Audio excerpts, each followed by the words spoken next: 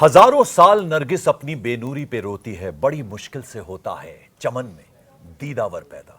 जी हां, आज जो शख्सियत हमारे साथ यहां पॉडकास्ट में मौजूद हैं, उनका जरा तारुफ मैं करवा दूं। वैसे किसी परिचय के मोहताज नहीं है शिवखेड़ा साहब। इन्हें मैं शिक्षक कहूं, इन्हें मैं लेखक कहूं।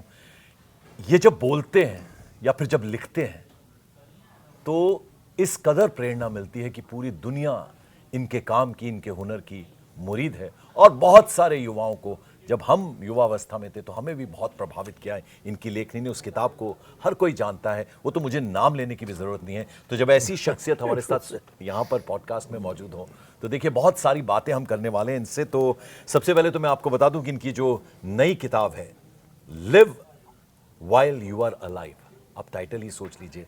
ये खुद अपने आप में बहुत कहानियां कहता है कि एक तो ये इंटरनेशनल बेस्ट सेलिंग ऑथर हैं, वो आपको मालूम है, और 13 मिलियन कॉपीज इनकी अभी तक सोल्ड हो चुके। तो आप अंदाज़ा लगा लीजिए कि किस कदर ये किताब जो है उसने पूरी दुनिया में एक तरह से तहलका मचाया था। और ये वो किताब है जिसका मैं जिक्र कर रहा था, यू कैन विन। तो ये वो किताब है जिसने बहुत सारे स्टूडेंट्स को उस वक्त से लेकर अब तक प्रेरणा दी है। बहुत बहुत स्वागत आपका। Thank you, I am so grateful for your kind words. बहुत शिवखेड़ा साहब, देखिए मैं शुरुआत समझ नहीं आ रहा मुझे कहाँ से करूं, क्योंकि जब आप जैसी पर्सनालिटी हमारे साथ हमारे सामने होती है। लेकिन फिर भी मैं जानना चाहूँगा कि आपको ये प्रेरणा कहाँ से मिली कि आपने फिर जब लिखना शुरू किया। कुछ तो लोग अपने लिए ज़िंदगी जीते हैं, लेकिन ज़िंदगी वो है जो दूसरों के लिए जी जाए। तो असफलता को सफलता में कैसे तब्दील किया जाता है, वो आपको पढ़ पढ़ कर हमने भी सीखा है। तो बताइए कि इसकी शुरुआत कैसे हुई। मैं अक्सर ये सवाल पूछते हैं लोग मेरे से कि जो लोग सफल होते हैं क्या गलतियां नहीं करते, और जो लोग असफल नहीं होते क्या अच्छे काम नहीं करते। तो इसका जवाब ये है कि जो लोग सफल होते हैं वो गलतियां ज़रूर करते हैं। मैंने एक चीज़ सीखी है पंकज, कि कभी कभार गलती करने से कोई इंसान असफल नहीं हुआ है। अपनी गलती को दोहराते रहने के बाद ही असफल होता है आदमी, और अक्सर देखेंगे आप। और कभी कभार अच्छे काम करने से इंसान सफल नहीं होता, अच्छे काम करने को दोहराते रहने के बाद ही इंसान सफल होता है। तो अल्टीमेटली जो कहते हैं ना कि मोटिवेशन आपको बढ़ाती है, मोटिवेशन आपको खींच के ले जाती है या सफल बनाती है, इट इज़ इनकरेक्ट। मोटिवेशन नहीं, मोटिवेशन को क्या कहते हैं? Motivation is in emotion. Emotion कभी ऊंची होती है, कभी नीचे होती है। कभी हमारा you see feelings, we feel very good, बहुत अच्छा महसूस होता है, काम करते हैं, एक्सरसाइज करते हैं, जाके दौड़ लगाते हैं, सब कुछ करते हैं। When you don't feel like, you feel go down. But athlete देखिए, वो he does not go by his feelings, वो अपने फीलिंग्स के हिसाब से नहीं जाता, he goes by discipline. Consistency जो है ना, रेगुलरिटी जो है, वो इंसान को आगे सफल बनाती है। कभी कभार कोई काम अच्छा करने से इंसान सफल नहीं होता। छोटे छोटे काम अच्छे तरीके से करो, उसका बड़ा रिजल्ट होता है। That is the answer. और आप देखेंगे बहुत लोग जो सफल हुए हैं, वो दे वर नॉट नेसेसरली जीनियसेस नहीं थे वो, but many times they avoided stupid mistakes. उन्होंने गलतियों से अपने को बचा के रखा और सफल हो गए वो लोग। तो इसलिए there is no secret to success really. लोग कहते हैं कि सक्सेस की क्या सीक्रेट है? सीक्रेट कुछ नहीं है। It is common sense which has become so uncommon, and that is it. दुख की बात किया है कि लोग सफल होना चाहते हैं, लेकिन सफल होने की तैयारी करने की कीमत नहीं चुकाना चाहते। मैं दोबारा से रिपीट करता हूं, ये अक्सर लोग सफल होना चाहते हैं, लेकिन सफल होने के लिए उसकी तैयारी करने की कीमत नहीं चुकाना चाहते। आपको उदाहरण देता हूं। एक बहुत बड़ा वायलिनिस्ट था by the name of Fritz Chrysler. उसने एक बहुत बड़ा कॉन्सर्ट किया, तो एक महिला ऑडियंस से चली आई और बोली कि मैं, आप जैसे वायलिन प्ले करते हैं, I would like to play violin the way you do. I would give my life. बोली, मैं अपनी ज़िंदगी देने को तैयार हूँ ऐसे वायलिन बजाने के लिए जैसे आप बजाते हैं। तो फ्रिट्ज क्राइसलर ने जवाब दिया, मैडम मैंने तो अपनी ज़िंदगी दे दी, लेकिन आप अपनी ज़िंदगी नहीं देंगी, आप नहीं देंगी। और फिर जवाब क्या देता है? कहता है मैं 1 महीना अगर प्रैक्टिस नहीं करता हूँ, मेरी ऑडियंस मेरी परफॉर्मेंस में फ़र्क बता सकती है। 1 हफ्ता प्रैक्टिस नहीं करता हूँ तो मेरा परिवार मेरी परफॉर्मेंस में फ़र्क बता सकता है। और मैं 1 दिन अगर प्रैक्टिस नहीं करता हूँ तो मैं ही अपनी परफॉर्मेंस में फ़र्क बता सकता हूँ। अब बताइए वो कैसे आदमी वो सफल ना होगा? कैसे, how can he not be a winner? How can he not be a winner? हमारा वही है ना, जीतने वाले कोई अलग काम नहीं करते, हर काम अलग ढंग से करते हैं। यही का है अलग ढंग से करना। क्या हर दिन उसका दिल करता है प्रैक्टिस करने को? नहीं करता है। एथलीट का दिल करता है? नहीं करता। Tendulkar, did he want to practise every day? No, he did not. लेकिन उसने किया। तो मैं दोबारा से दोहराता हूं, सब लोग सफल होना चाहते हैं, लेकिन सफल होने के लिए तैयारी करने की कीमत नहीं चुकाना चाहते। That is the key. Sir वो शेर भी है ना कि गिरते हैं शहसवार ही मैदान जंग में। बिल्कुल, वो तिफल क्या गिरेंगे जो घुटनों के बल चले। बिल्कुल तो ठीक। चलते रहना जरूरी होता है, शायद मंजिल तो फिर खुद ब खुद मिल जाती है। मंजिल पहले से सोचना नहीं है। नहीं, मंजिल सोचना नहीं है, लेकिन आप देखिए कि भगवत गीता में लिखा है आप कर्म करते चले जाओ, फल की चिंता न करो। ना, इसका मतलब क्या है कि क्या आप कहीं खड्डे में गिर जाओगे? क्या कुछ नहीं करोगे? ये लोगों को जो इसका मायने है ना, वो कहते हैं सही काम करते चले जाओगे, उसका असर आपको सही मिलेगा। That is what it is. It is not that you are going ahead कि आपको मालूम नहीं है आप किस लक्ष्य के साथ जा रहे हो। क्या कृष्ण भगवान ने उनको सलाह दी थी हारने के लिए? Not at all. उनको मालूम था कर्म तो करो अपना और जीत अपने आप आएगी। सो मेरा कहने का ये मतलब है कि अगर आपका प्रोसेस सही है तो आपको नतीजा उसका सही मिलेगा। प्रोसेस सही नहीं है तो साहब आप कुछ भी कर लीजिए, उसका नतीजा सही मिलेगा। समझ गए आपकी, यानी प्रोसेस जो है वो एकदम करेक्ट होना चाहिए। फिर मंजिल भले ही आप ना सोचो, लेकिन वो फोकस्ड रहना जरूरी है। वो तो रिजल्ट है भाई, वो तो रिजल्ट होएगा, देयर इज आउटकम। जी तो सही काम करोगे तो उसका आउटकम तो सही होगा। बिल्कुल। अब देखिए शिव खेरा साहब हमारे साथ है, तो हम इनसे किसी भी सब्जेक्ट पे बात करते हैं। जियोपॉलिटिक्स भी एक बड़ा पसंदीदा विषय है सर का। सर नेपाल में जो कुछ हो रहा है, और नेपाल ही क्यों, मैं पाकिस्तान से शुरुआत करूं, अफगानिस्तान उससे भी पहले हमने देखा, पाकिस्तान इमरान खान को जेल जाना पड़ गया। बांग्लादेश में जिस तरह से शेख हसीना को हिंदुस्तान में शरण लेनी पड़ गई, वहाँ भी हमने देखा। श्रीलंका में हमने देखा लूटपाट, हिंसा का तांडव, और अब सबसे लेटेस्ट नेपाल। 2 दिन के अंदर जो कुछ नेपाल में हुआ वो तबाही होती हुई देखी पूरी दुनिया ने। तो ये जो राजनीतिक अस्थिरता है सर, भारत पड़ोसी है तो उसका असर भारत तक भी पहुंच सकता है। तो ऐसे में जो हमारा समाज है, किन किन मूल्यों का ऐसे में ख्याल रखना बहुत ज़रूरी है? देखिए पंकज, सबसे बड़ी चीज़ ये है कि आप पहले देखिए कि वहाँ पर जो हालात हुई है या जो आंदोलन हुआ है नेपाल में, किस वजह से हुआ है। भ्रष्टाचार पीक पे पहुंचा हुआ है। Unemployment 25%, 22%, 30%, youth unemployed 30% youth unemployment पहुंची हुई है। और मंत्री के जितने जितने बड़े बड़े मंत्री हैं उन्होंने बाहर अपने पैसे भेज दिए, स्विस अकाउंट खोल दिए, मिलियन डॉलर वहाँ पे उनके बच्चे मौज कर रहे हैं। लंदन में मकान है, 50 जगह मकान है।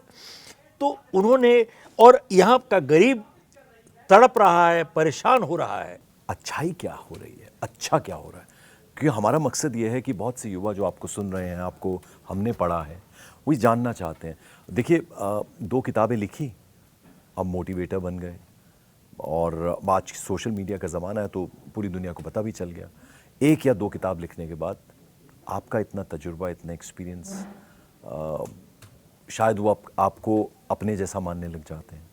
तो ये फ़र्क, और बहुत चिंता का विषय यह है कि जो ये तरक्की हुई, टेक्नोलॉजी जिस तरह से आई, मोबाइल आया, मुझे लगता है बहुत सारे युवा, आप एक कमरे में बैठे हैं, उसमें दादा दादी हैं, उसमें माता पिता हैं, उसमें भाई बहन हैं, वो मान लीजिए मैं चूँकि ठंडे प्रदेश से आता हूँ तो वहाँ रज़ाई में बैठे सारे लोग, पूरा परिवार, सब अपने अपने फ़ोन में मस्त हैं। इसको कैसे बदलना है सर? ये उससे भी ज़्यादा चिंता का विषय है। देखो, आज मोबाइल टेक्नोलॉजी की वजह से आदमी की नॉलेज बहुत बढ़ गई है। दैट इज़ ट्रू, इसमें कोई शक की बात नहीं है। लेकिन संस्कार कम हो गए साहब, संस्कार गिर गए हैं। और भगवत गीता की आपको सुनाता हूँ वही बात, उसने कहा है, किताब पढ़ना भी कम किया लोगों नहीं नहीं सुन, हाँ वो भी कम किया है। उसमें कहा है चिट्ठी का महत्व खत्म हो गया। चिट्ठी का महत्व खत्म हो गया है। और भगवत गीता तो में ये मेजर कंसर्न है सर, ये भी आपकी नजर में? नहीं, concern I would say this, ये प्राइमरी कंसर्न इसको नहीं गिनते। मैं यहाँ जो बात बोल रहा हूँ, जहाँ बारिश नहीं होती वहाँ फसल खराब हो जाती है, जहाँ संस्कार नहीं होते वहाँ नस्ल खराब हो जाती है। मुझे लग रहा है आपसे बातचीत करते हुए कि बहुत नाराजगी है आपके मन में बिल्कुल है साहब, और बहुत गुस्सा है आप। है साहब। तो ऐसे में मोटिवेशन का काम करना, प्रेरणा का काम करना थोड़ा मुश्किल हो रहा है आपके लिए अब? नहीं दिख सुनिए पा रहा सुनिए सुनिए, है। इतना जब एंगर, इतना नहीं गुस्सा। नहीं सुनिए, मैं बताऊं आपको, देखिए दुनिया में आज तक कहीं पर भी कोई बदलाव आया है तभी आया है जब किसको गुस्सा चढ़ा है। वो चेक आउट एनीवेयर हिस्ट्री, इतिहास में देख लो आप। दूर क्यों जाते हो?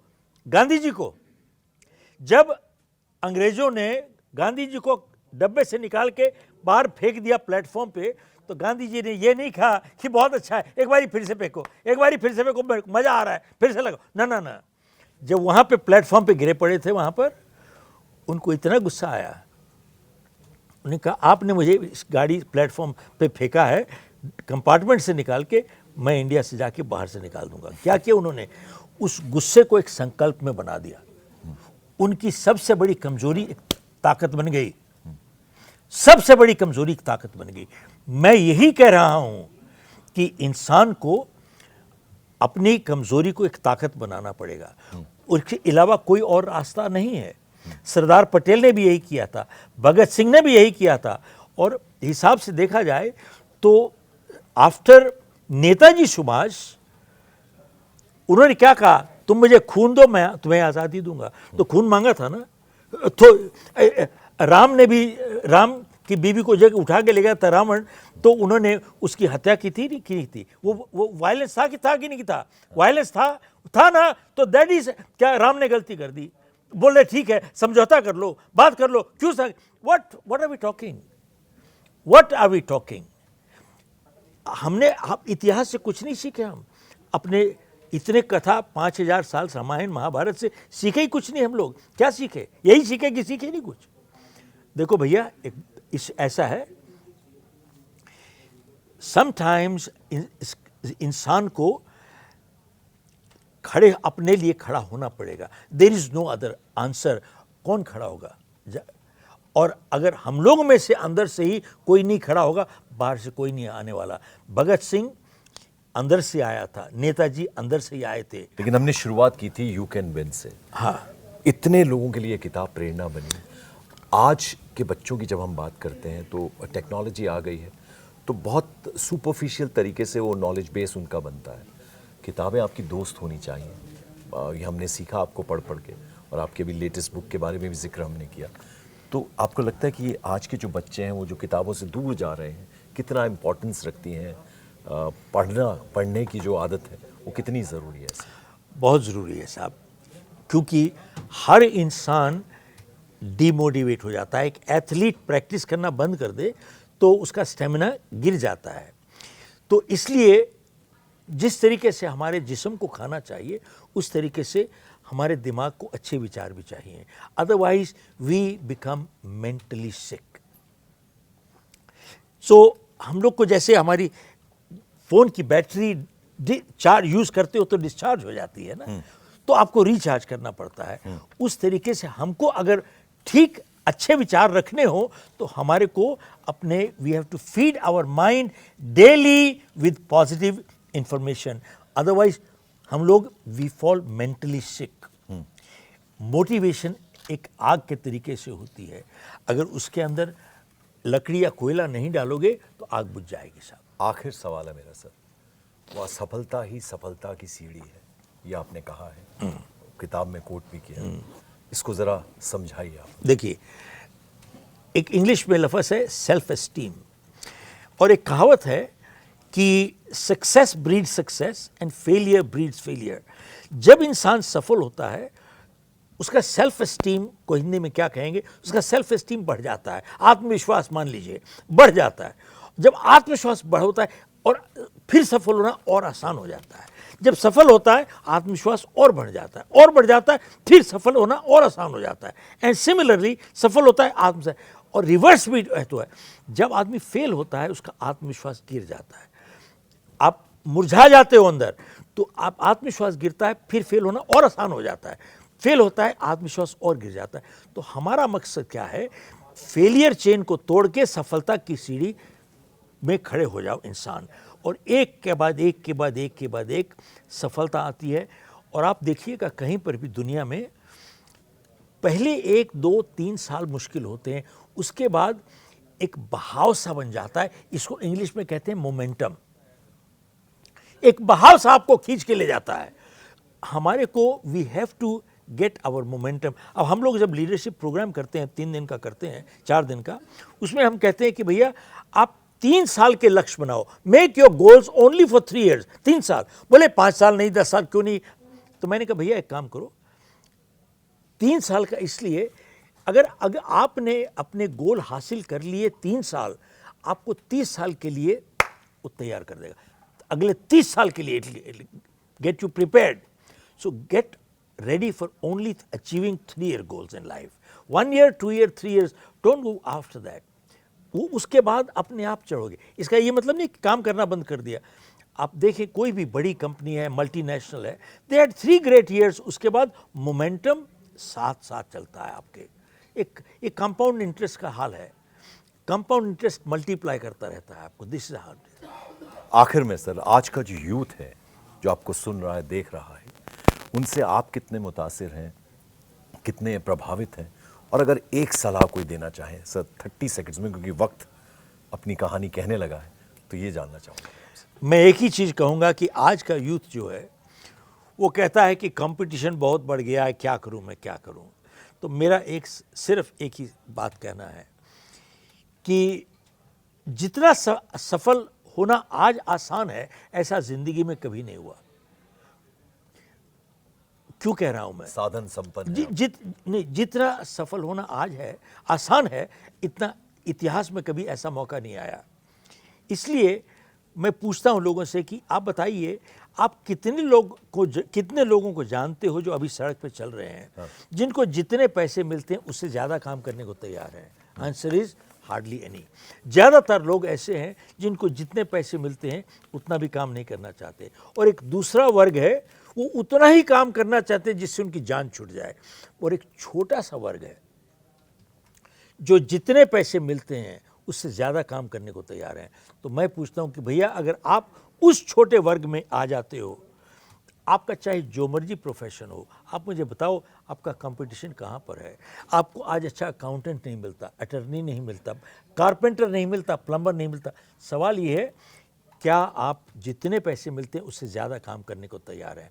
और अगर आप जीवनियाँ पढ़ें, जो लोग सफल हुए हैं ज़िंदगी में, वो इस सिद्धांत से जिए हैं कि मुझे जितना मिलेगा उससे ज़्यादा लौटाऊंगा अपने परिवार को, जितना मिला है उससे ज़्यादा लौटाऊंगा अपनी ऑर्गेनाइजेशन को, जितना मिला है उससे ज़्यादा लौटाऊंगा अपने कस्टमर को, और जितना मिला है उससे ज़्यादा लौटाऊंगा अपने देश को। साहब, ये अगर एक सिद्धांत हम अपना लें, आप देखो कहाँ जाते हैं हम लोग। तो देखिए कोई क्यों शिवखेड़ा बनता है। आपने इतनी देर तक शिवखेड़ा साहब को सुना, और कितनी प्रेरणा देती हुई इनकी बातें हैं, और इन्हीं को अगर ज़िंदगी में आप अमल में लाएंगे तो शायद वो जो कहते हैं ना कि तरक्की की सीढ़ियाँ, वो आप इसी तरह से निरंतर चलते जाएंगे। Thank you so much sir, thank you for coming here. Thank you so much. I am grateful.